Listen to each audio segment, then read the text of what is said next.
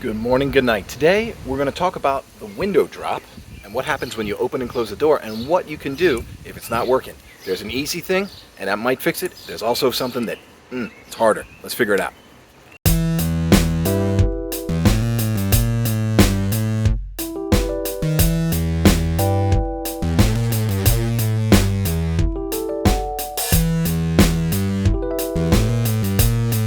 So you'll notice when you open your door,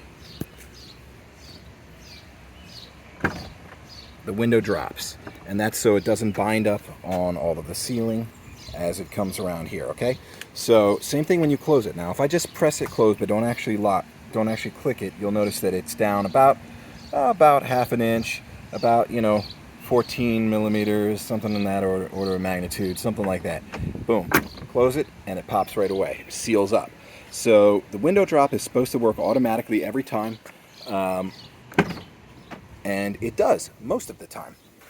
You'll also notice when you get in your car that your door will be indicated with open or closed here. So if I put my leg in and close the door, boom, good. And then same thing on the other side. Same thing on the other side. When the door is open, it indicates as open. All you do is close the door and it goes away. Now the issue is sometimes if your battery gets low, or of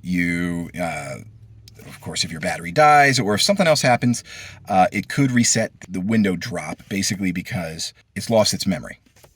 It needs constant battery to make sure that it retains its memory. So if you come out, if your battery got dead at some point and you realize that when you open your door, it drops and it stays down, and then when you close it, it stays down and does not return to the correct sealed position, you might just need to reset it, and it's very easy to reset.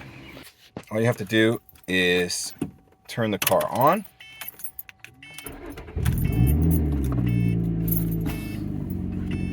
And then once you have the car on, you can go ahead and pull all the way up on the window switch, and then all the way down on the window switch, and you got to hold it for about 2 seconds in each position. So 2 seconds all the way down, and then all the way up, and then once it's up, then go ahead and hold it for another 2 seconds.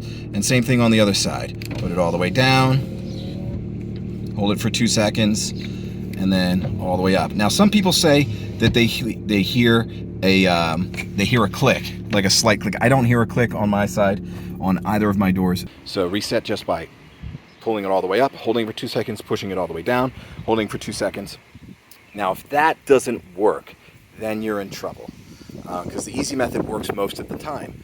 And I had an issue when I first got the car where basically in the door, there's a micro switch in this door, and I can't tell you where it is because I can't find any photos of it, but somewhere in here there's a micro switch that you have to take this all the way out and replace this whole door mechanism, because the micro switch itself can't be replaced. It's part of the mechanism. But then once that is replaced, it will actually help drop it. So first and foremost, you should always try and reset your windows with the switches. If that doesn't work, you can then take a look on your dash, and your dash should give you the readout. Now, I had an issue where I tried to reset the switches, and one of them reset and the other didn't. So my driver's side did not reset, and what it showed was all the time door closed. So what you see right now, because it's working, right, the door is closed and it indicates as closed, but when I would open the door, it would remain. So I would open the door and it would remain as closed. That was a problem. Now, obviously, it's working well right now. So yeah, I had to get that door mechanism replaced to change the micro switch, and it's not cheap. It cost about $1,000 was the part and labor, which is a lot. I mean, obviously, if you can avoid that, good. But you can check that micro switch, and then if you do that test and the resetting of the windows don't work, and your door is indicating correctly, right? Meaning when the door is open, the door indicates open. When the door is closed, the door indicates closed. That means that it's not a micro switch and it's not the door thing. There's one last thing, which is the window regulators, which also sometimes go on these. especially the earlier models. So that would be my last ditch effort, is to do the regulators. In diagnosing your problem, always do the reset of the switches first. Then you can check your door indicator to see if it's actually working on both the driver and passenger side. And then your last ditch is the regulators. All right, I hope that helps. Subscribe for more tips and tricks from a real Lotus Evora owner, somebody that loves the car, somebody who's not just a reviewer, but somebody that actually lives with one day to day. Cheers.